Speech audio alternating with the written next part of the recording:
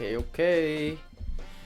So recently I decided I was going to watch more Netflix animes, that is Netflix produced animes, and that's because I feel like nobody's watching them. Like, I keep seeing them and thinking, yeah, we'll watch that, and then I don't. So today I'm breaking that trend with Dorohedoro. Okay, so right off the bat, it has an insane intro song. I've looked it up, it's called Welcome to Chaos, and I think that's a fitting title for this song and intro for this show, because they just drop you right in. No explanation, no names, no seatbelt, nothing. Just smack dab into a gory, over-the-top fight scene. And while I'm a fan of this decision, I do think that it is due to a limitation that I'll talk about a little later. So our main characters Kaiman and Nikaido are on the hunt for the sorcerer responsible for Kaiman's reptilian complexion and lost memory. But as this hunt continues, it appears that there is more to this affliction than meets the eye. On top of that, their mission puts them on opposite ends of one of the coolest characters, N, who's a sorcerer mob boss with the power to turn anything into mushrooms. What amazes me is that they're able to make this seemingly dumb power extremely menacing. I mean, this show is just a litany of strange characters navigating an even stranger world. It really is one of those shows that makes you question, whose head did this come out of? Now, it is pretty fast-paced, which can sometimes hurt the plot, but what it does do is keep everything fresh. Nothing really overstays its welcome.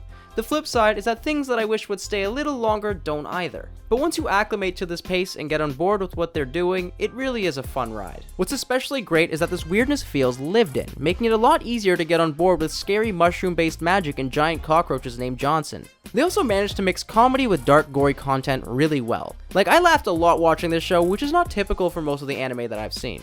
It also just looks amazing. The food preparation, the fight scenes, all of it just looks so good. Best of all, it manages to feel very unique in its presentation and style, and that's huge to me because there are so many antiquated animes trying to recapture a feel that's been beaten to death.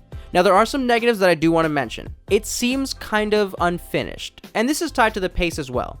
Like, you'll have characters jump to another area in a scene without showing how they got there, and some episodes will just kind of end out of nowhere. I think that the pace and this unfinished feel are most likely a result of a limited budget. My guess is that they wanted to show just enough to get people interested in a season 2 so that Netflix gives them a little more room to play with. And that way it feels a little like Castlevania, where season 1 is notably short but serves as a proof of concept for what would be my favorite show of the year. So outside of being immediately enjoyable, I think that this will be a good investment in potential bragging rights down the road. Because that's what matters. Being first. So that's it, keeping it pretty short and sweet. I didn't want to give too much away just because I actually want you guys to watch this show. I just think it has a ton of potential. And while you're still here, I would love if you hit that like button, and maybe if you're into this kind of content, subscribe? Yeah. Thanks for watching.